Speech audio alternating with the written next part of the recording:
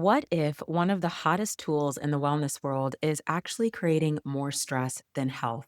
Continuous glucose monitors are everywhere right now.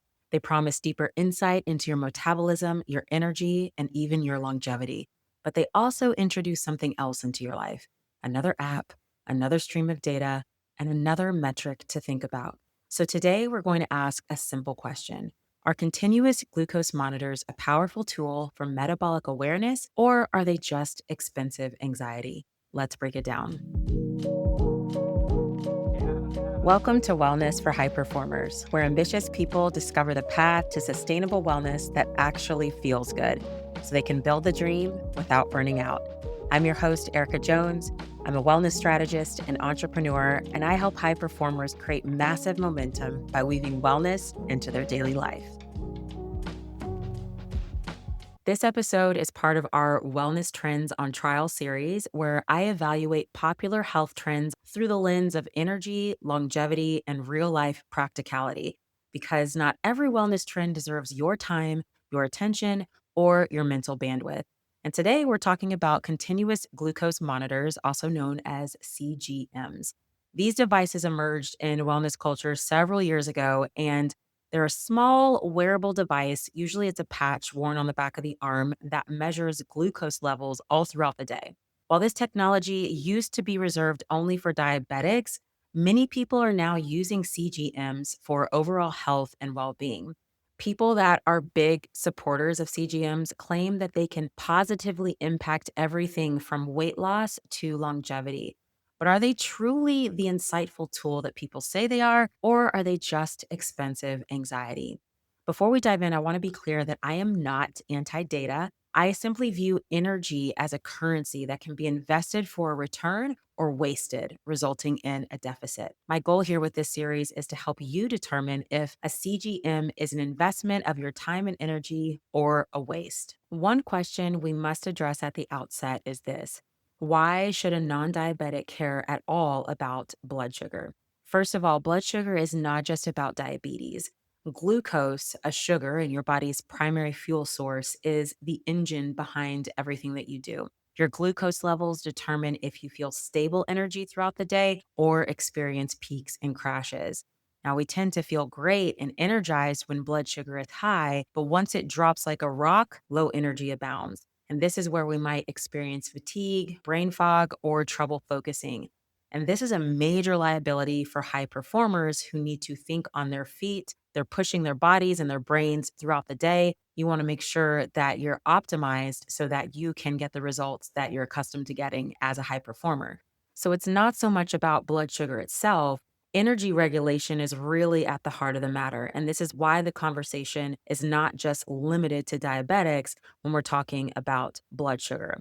So, with that established, let's get into some of the benefits of CGMs and why someone might invest their time and energy into a device like this. The first part is that they reveal metabolic blind spots. So, a lot of people are surprised by what spikes their blood sugar. Quote unquote, healthy foods like oatmeal, fruit smoothies, or granola bars can cause blood sugar to peak, resulting in crashes later on. But it's not just food that can create those spikes and crashes.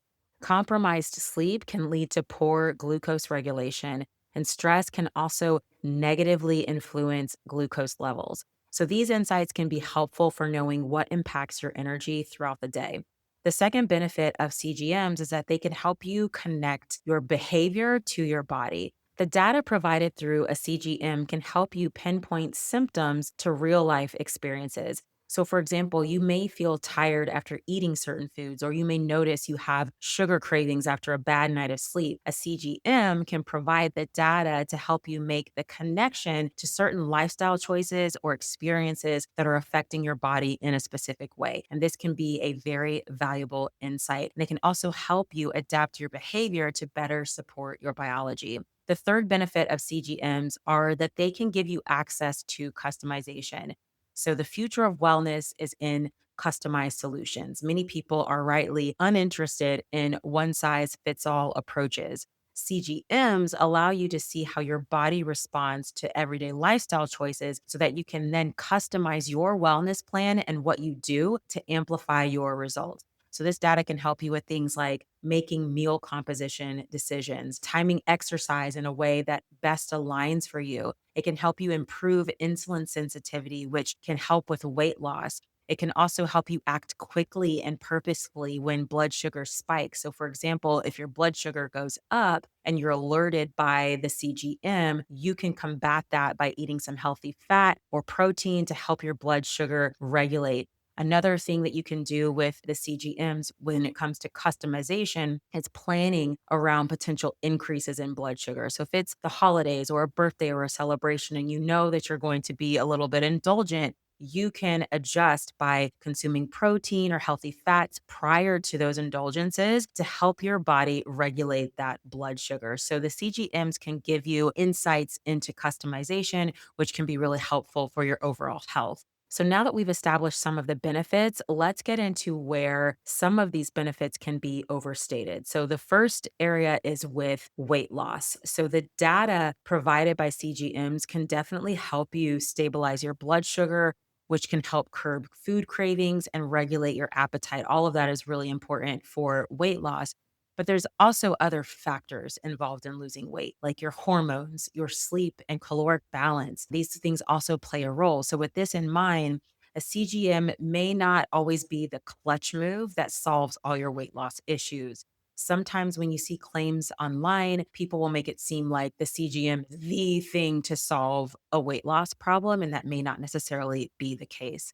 The other area where claims can be overstated is in the space of longevity. So, in biohacking circles, you'll hear references to CGMs. Everyone should wear one for longevity. The premise behind that statement is sound because elevated glucose does accelerate aging over time.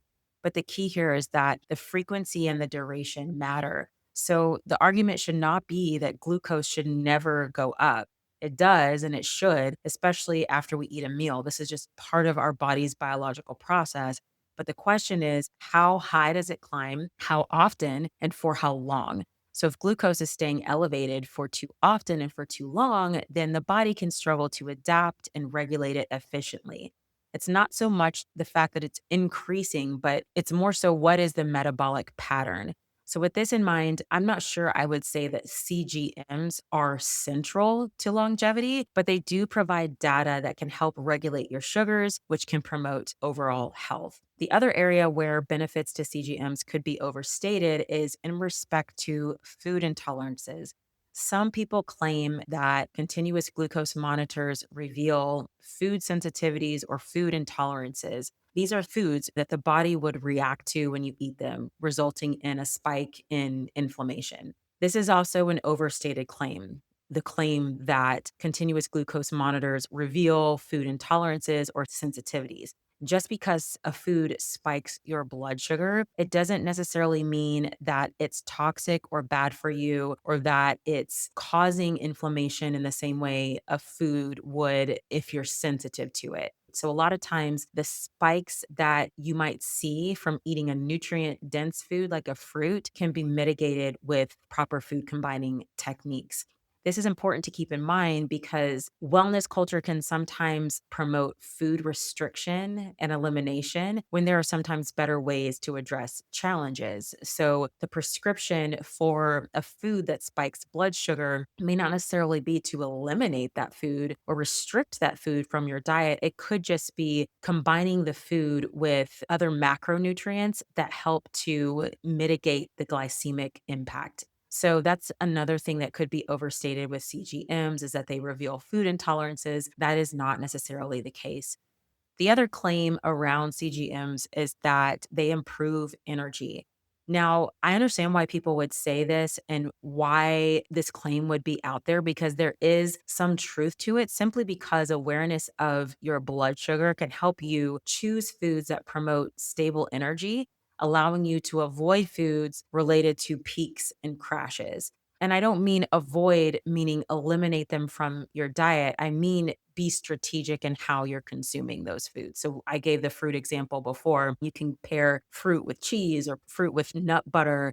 These are great healthy fats to help mitigate any spikes or rapid increases in blood sugar. So I don't mean to avoid the food, but I mean to make choices around food that can promote stable energy.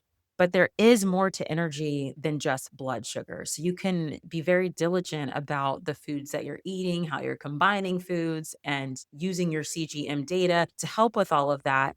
But if some of the core essentials, the foundations are neglected, then you could be doing yourself a disservice. So, for example, sleep deprivation is obviously one of the most prevalent impacts to energy throughout the day. If your sleep hygiene is terrible, then no amount of food combining and blood sugar monitoring is going to overcome that deficit.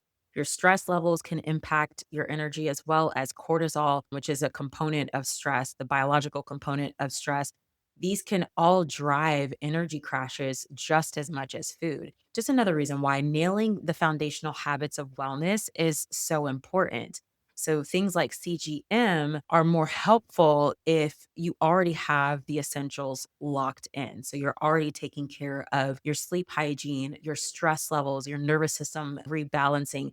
All of those things are really important foundational habits to have in place. And then if you're someone who wants to choose to do a CGM, that's kind of like the icing on the cake. And those foundations can really magnify the data or amplify the results that you're getting with something like continuous glucose monitoring. So now that we've talked about some of the benefits, we've talked about some of the claims and kind of corrected them or restated them in a way that's a little bit more accurate, let's talk about what the downsides of CGMs are. So, the first one is that CGMs can drive perfectionism. So, using a CGM can obviously be powerful because it provides the data that can inform your behaviors, which allows you to customize your wellness plan. And I love this about it, but there's a risk that it just becomes another tool to obsess over. So, if you're someone who already battles perfectionism, as many high performers do, you may want to pause here. And the caution is that health metrics can become moralized and internalized. This means if you're talking about a CGM, that higher glucose levels, even if it's, let's say, a normal fluctuation, can be labeled as bad, meaning it's moralized into good or bad, right or wrong. And then the question becomes, well, if my glucose is high, what did I do wrong? So you see how the metric becomes moralized into good, bad, right, wrong. And then there's an internalization of that data because now I'm pointing the finger at myself and saying, well, what did I do wrong here? I'm making myself wrong for potentially what could be just a normal biological process. So sometimes people can become too narrowly focused on these types of metrics that they kind of miss the forest through the trees. So, CGM's blood sugar is one piece of a total picture of total health and well being. So, sometimes people can focus too much here. This drives a perfectionism and can drive a certain level of stress, which brings me to issue number two is that some people may find themselves obsessed. It can drive an obsession. They might become anxious about their numbers. They might constantly find themselves checking their numbers or panicking even over the smallest fluctuations. And all of this stress, just the stress around what are my numbers looking like, all of that can increase cortisol as well, which in turn increases glucose. So it's kind of like a catch 22. It's like the thing that you're trying to regulate is becoming deregulated over the mental stress and anxiety of what the numbers are. So the problem with this is obviously this type of stress based increase is not a result of glucose that is being consumed from food. It's more of a nervous system issue. It's not necessarily a metabolic one. But that distinction can get very muddy if you're someone who doesn't have the awareness to see that, if that makes sense. So that's issue number two is that this type of monitoring data can drive obsession. And then number three, which I also think is extremely important, is that using a CGM requires another device that's demanding your attention. All the CGMs that I've found require you to download an app to your phone, and then the patch syncs with your phone using Bluetooth. So I'm not sure how I feel about Bluetooth syncing with wearables, like something I'm wearing on my body. I do use an Aura ring, which syncs to Bluetooth, but I always take the ring off before I sink just to mitigate any effects of EMF, electromagnetic frequency. I'm not sure how easy that is to do when you're talking about a patch that's on your skin. So, this then also becomes another app to check. It's another piece of data to track, creating another association between you and your phone. Now, if you're like me and you want to be less digitally dependent, I just did a podcast episode recently about this. This is a factor to keep in mind because it's not whether the data is interesting, it's whether it really deserves your focus and attention. Because at the end of the day, everything is about energy stewardship. How are you leveraging the energy that you have? Because every wellness habit, every biohack, every tool is an investment of your energy because it's a draw on your focus, your attention, and your mental bandwidth. So the goal is to make investments that produce an ROI, a positive return. But if we're not careful, our investments can quickly turn into a DOI or a deficit on return if the tool or the habit causes us to feel overwhelmed or obsessive, too connected with our devices, or anxious. So the value that we receive from something like a CGM or any biohacking tool or wellness habit, the value has to greatly outweigh the energy investment we make in order for it to be worth it. So the question is not so much, should I wear a continuous glucose monitor? The question is, will wearing a continuous glucose monitor make me feel more empowered and invested in taking action? Or is it going to make me more obsessive and rigid about my health or make me more connected to my phone? And that's something that I don't want. So, my personal take is I am personally interested in trying out a CGM. My husband wears one. I think it could be an insightful tool, but I'm also someone who tends to lean towards perfectionism. So, I would probably try it for 30 to 60 days for the insights, but then discontinue use after that. But not right now. We are in the midst of finalizing a kitchen renovation. And with everything else we have going on, life feels very full at the moment. So I would potentially try this when things calm down. And if I do, I will report back here and let you know how it went. So hopefully this was helpful for you today.